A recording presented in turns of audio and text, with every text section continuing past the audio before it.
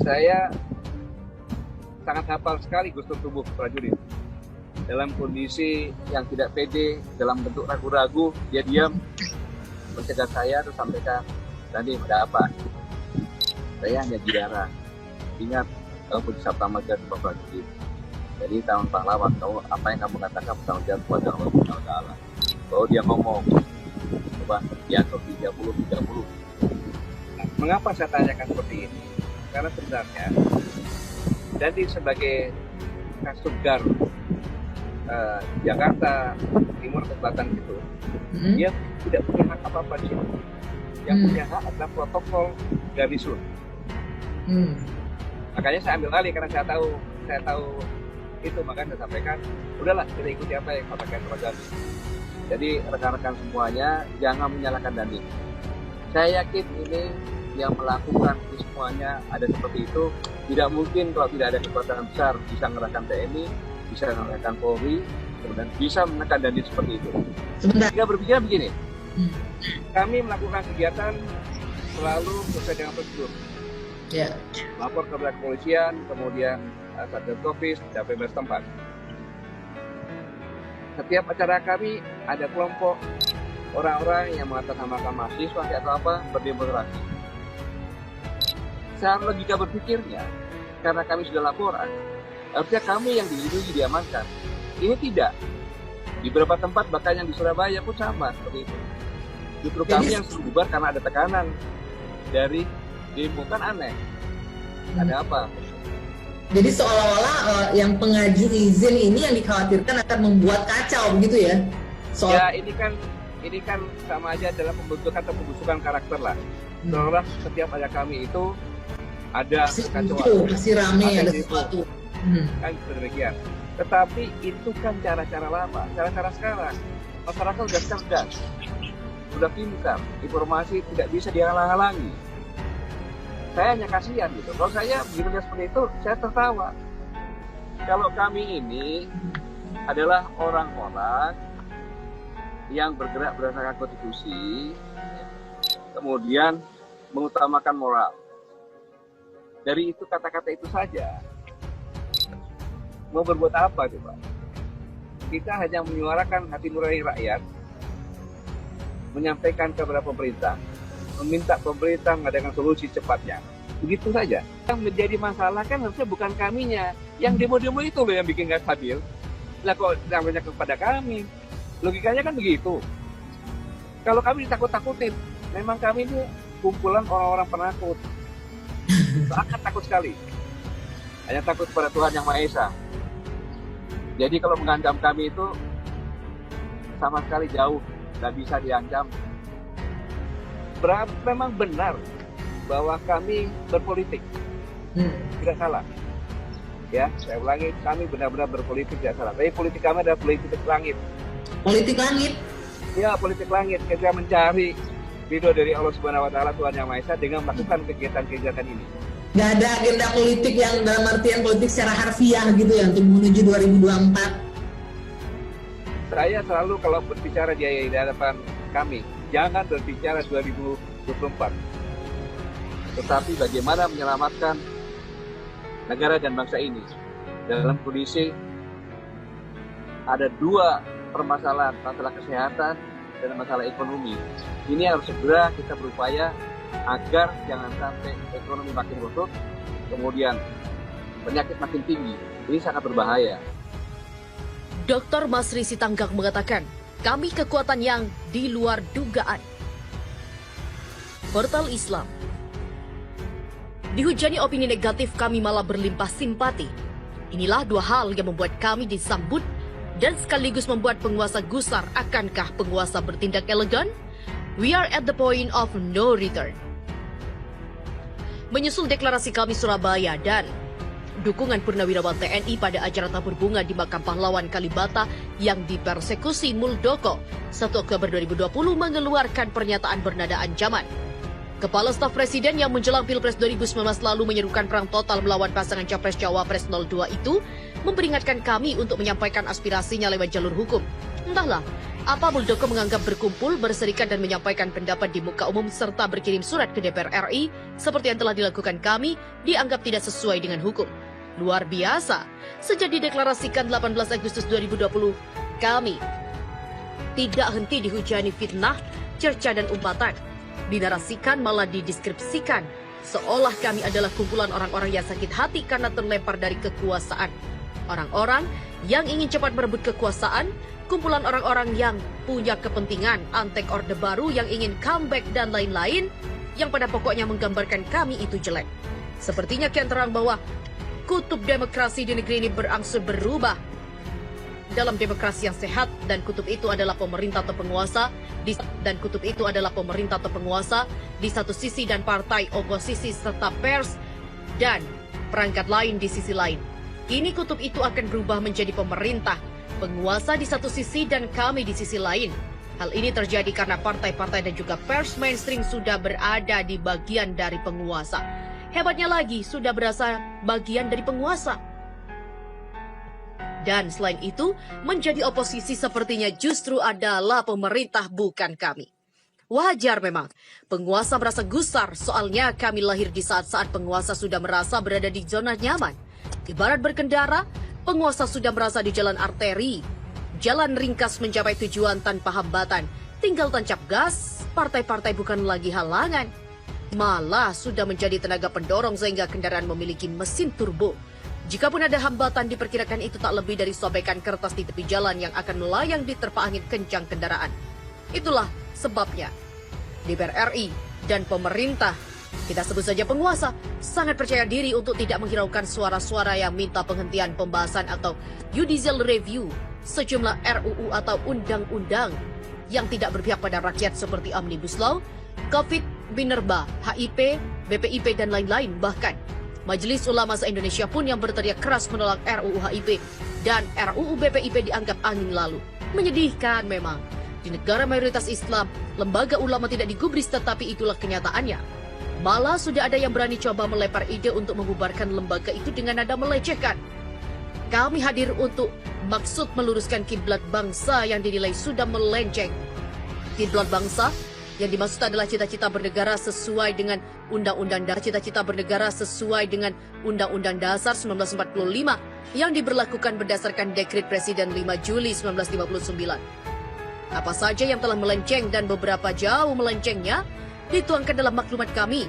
Termasuk dalam maklumat itu adalah 8 tuntutan. Maklumat itu pun telah pula dikirimkan ke para pemegang kekuasaan di negeri ini. Hebatnya, meski bukan organisasi struktural, dari sejak akan dideklarasikan gerakan ini yang dipidani antara lain oleh Dim Samsudin, MS Kaban, Ahmad Yani, Abdullahi Hambahua, Syah Ganda Nenggolan, Marwan Batubara, dan kemudian merangkul Jenderal Purnawirawan Gatot Nurmantio dan Kiai Haji Rahmat Wahab, Rocky Gerung, serta sejumlah aktivis sudah mendapat sambutan luar biasa dari masyarakat, dan ini sangat mungkin karena setidaknya 2 hal. Pertama, deklarator kami dikenal sebagai orang yang relatif dapat dipercaya mewakili pikiran masyarakat, mewakili kelompok Islam dan bukan Islam, kelompok dari arus utama Islam, Muhammadiyah dan Nahdlatul Ulama, kelompok sipil dan TNI Purnawirawan, kelompok intelektual dan berbagai profesi. Dengan demikian, kami tetap dan juga tepat menyandang gerakan moral. Kedua, apa yang dituangkan dalam maklumat menyelamatkan Indonesia secara khusus 8 tuntutan yang ditujukan kepada pengelola negara senada dengan apa yang dipikirkan dan dirasakan rakyat. Artinya, 8 tuntutan kami itu dirasakan rakyat persis mewakili tuntutan mereka. Dengan demikian, 8 tuntutan kami itu bisa disebut pantura 8 tuntutan rakyat. Begitulah, sehingga pertumbuhan dan juga dukungan terhadap kami serasa mengejutkan. Tanpa ada yang mengarah-arahkan, tanpa ada yang mendorong-dorong, dan tanpa pula ada aliran dana, berbagai daerah berebut deklarasi dan menyatakan dukungan. Kalau saja di organisasi struktural, biasa dan juga formal, tentulah untuk membentuk kepengurusan sampai ke tingkat kabupaten atau kota di seluruh Indonesia memerlukan waktu yang bertahun-tahun dan biaya yang tidak sedikit. Tapi kami tumbuh dari hati dan jiwa rakyat sehingga segalanya di luar kebiasaan. Boleh jadi 2 hal itu pula yang menimbulkan kegusaran bagi penguasa. Kami dianggap sebagai sebuah kekuatan yang muncul di luar dugaan sekaligus juga sulit dikendalikan. Ia menjadi penghalang bagi arah dan laju kendaraan yang sedang dipacu. Setidaknya kelahiran kami menyadarkan penguasa bahwa mereka tidak lagi sedang berada di jalan arteri tanpa hambatan. Oleh karena demikian, penguasa coba menyingkirkan kami. Caranya, labelisasi kami dengan yang jelek-jelek. Ada pula upaya-upaya melahirkan kami tandingan dengan narasi dukungan pada penguasa dan mengecam kami gerakan moral yang dideklarasikan di Tugu Proklamasi. Lebih dari itu, ada upaya-upaya yang terasa dirancang untuk melakukan persekusi terhadap kegiatan kami di daerah-daerah. Muldoko sudah pula bersuara sedikit mengancam. Tetapi ini sungguh di luar dugaan. Tindakan-tindakan upaya menyingkirkan itu bukannya mengecilkan kami, malah sebaliknya. Kami semakin populer dan menuai banjir simpatisan. Sepertinya kami sedang kebanjiran berkah playing victim. Permintaan deklarasi sudah hampir meliputi semua kabupaten atau kota. Dan entahlah, apakah oposisi terhadap kami ini satu saat nanti berubah jadi tindakan represif penguasa? Muldoko lah yang tahu persis. Tapi jika ini terjadi, negara ini akan hancur sehancur-hancurnya. Percayalah, kami telah menjadi gerakan rakyat. Menurut hematku, penguasa negeri ini harus memiliki political will untuk mendengar suara rakyat. Cuma itu yang bisa menghindari kekacauan negeri ini.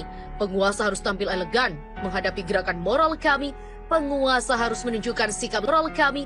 Penguasa harus menunjukkan sikap lebih bermoral. Dengan demikian, moral penguasa berada di atas moral kami. Jangan melontarkan pernyataan-pernyataan atau melakukan tindakan yang justru menunjukkan rendahnya moralitas penguasa. Adalah elegan bila penguasa menjawab secara akademis dan melakukan tindakan praktis berkenan dengan pantura. Mendengar, mendiskusikan pandangan dan memenuhi aspirasi rakyat tidaklah akan menjatuhkan wibawa penguasa.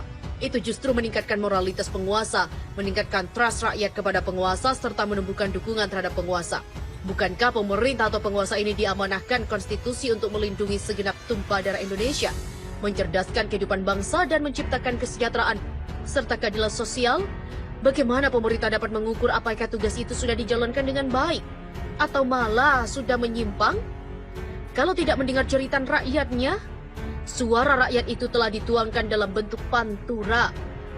8 tuntutan rakyat. Sekali lagi, menurut hemat saya, mendengar pantura adalah tindakan penguasa yang elegan dan bermoral tinggi.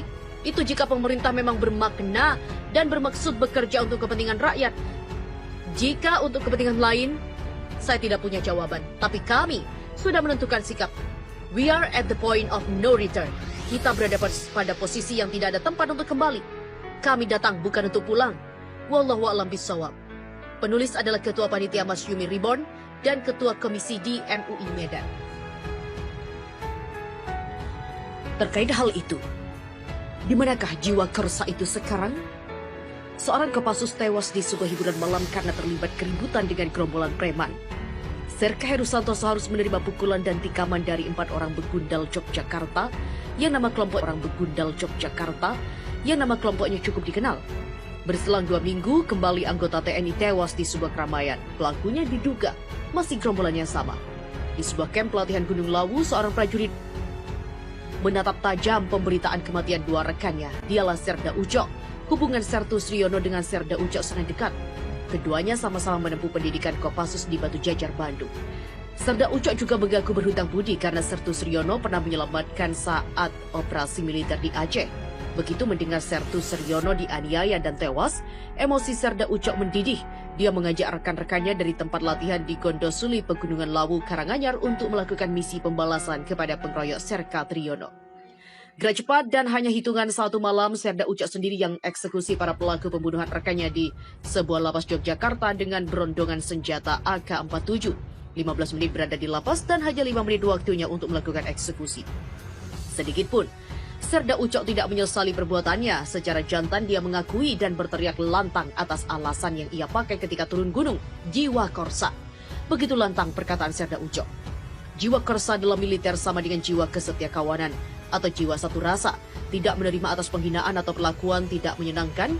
Membuat seseorang berbuat sesuatu, mereka yang mempunyai rasa seperti ini adalah mereka yang sudah saling memahami dan loyalitas. Dalam sepekan terjadi 2 kejadian yang menimpa Pak Gatot Nurmantio. Pertama, saat mereka dihadang oleh segerombolan manusia busuk di jalan Surabaya. Berselang 2 hari, kembali Pak Gatot dan para purnawirawan dihadang saat hadir dalam peringatan pengkhianatan PKI di Taman Makam Pahlawan Kalibata. Pihak yang menghadang adalah gerombolan pendemo dan ada hadangan dari Dandim di dalam makam ketika Pak Gatot dan para purnawirawan TNI ingin melakukan seremoni peringatan acara. Dari dua kejadian di atas, tidak melihat jiwa korsa yang dijadikan kebanggaan satu rasa oleh prajurit TNI. Bagaimanapun, Pak Gatot adalah seseorang yang pernah menjadi pemimpin tertinggi TNI dengan jabatan Panglima. Belum lama dan belum terlalu dingin jabatan itu, namun perlakuan yang beliau terima tidak ada pembelaan atau komentar dari pejabat tinggi TNI dan yang pernah dipimpinnya. Perlakuan Dandim yang menghadang walau berdialog tetap saja ada indikasi pelanggaran. Pak Gatot dan para purnawirawan masih keluarga besar TNI. Nama purnawirawan masih tersemat di nama mereka sebagai tanda ikatan keluarga besar itu belum terpisahkan. Tidak ada jiwa korsa, tidak ada lengan yang melipat di sebelah kepala sebagai penghormatan pada mantan Panglima. Secara implisit, terjadi pergeseran dalam memakai dan memaknai tidak bertugas lagi. Ketika bertugas masih dihormati, ketika pensiun tidak ada hormat bagimu. Ini bukan budaya kita. Jika ini dipraktekkan pada dunia pendidikan, apa jadinya? Andai seorang guru dilupakan begitu saja oleh muridnya, ketika dia pensiun bahkan mengucap dengan kata bekas guru saja, itu sangat tabu. Dandim berkata hanya menjalankan tugas terkait protokol COVID-19. Alasan yang sama ketika kepolisian membubarkan acara deklarasi kami di Surabaya. Namun mengapa kerumunan di dalam makam saja yang menjalankan protokol? Bagaimana dengan sekumpulan mahasiswa yang memadati area luar pemakaman? Bukankah mereka juga lebih dari 30 orang? Jika kita menarik garis lurus, maka akan ketemu siapa yang memberikan perintah. Dandim di bawah Korem, Korem di bawah Kodam, Kodam di bawah Kasat, dan Kasat di bawah Panglima TNI. Sedangkan Panglima TNI sendiri langsung di bawah Presiden. Dia percaya dalam diri setiap prajurit selalu ada jiwa korsa. Namun dalam urusan ini, jiwa korsa mereka dipaksa menepi karena perintah yang turun dari atasan. Dan sebetulnya, penampakan seperti ini sudah terlihat lama ketika banyak purnawirawan tersandung kasus hukum atas kegiatan politiknya. Kita tidak bisa melihat unsur TNI terlihat membela secara terbuka. Padahal, jika mau mencari kemurnian dalam menilai situasi bangsa, para purnawirawan lebih terbuka dalam berpikir karena dia tidak terikat dengan jabatan lagi. Prajurit akan selalu menjalani sumpahnya, dia akan tunduk pada perintah komando. Walau tidak suka tetapi jalankan, dan itulah yang tersaji dalam dua kejadian yang menimpa Pak Gatot. Satu yang menjadi catatan, apakah selama memimpin TNI Pak Gatot tidak mempunyai loyalis yang selalu mendukungnya? Setiap pemimpin pasti mempunyai prajurit yang loyal pada dirinya. Loyalis itu karena hubungan yang dibangun selama bertugas, dan sejauh ini kita tidak melihat loyalis itu ada. Hanya Pak Gatot dan prajurit TNI yang tahu. Mungkin saja ada alasan mengapa belum ada pihak yang terang-terangan membela Pak Gatot, atau semuanya harus menjalani sumpah prajuritnya. Yang jelas, jiwa kersa itu telah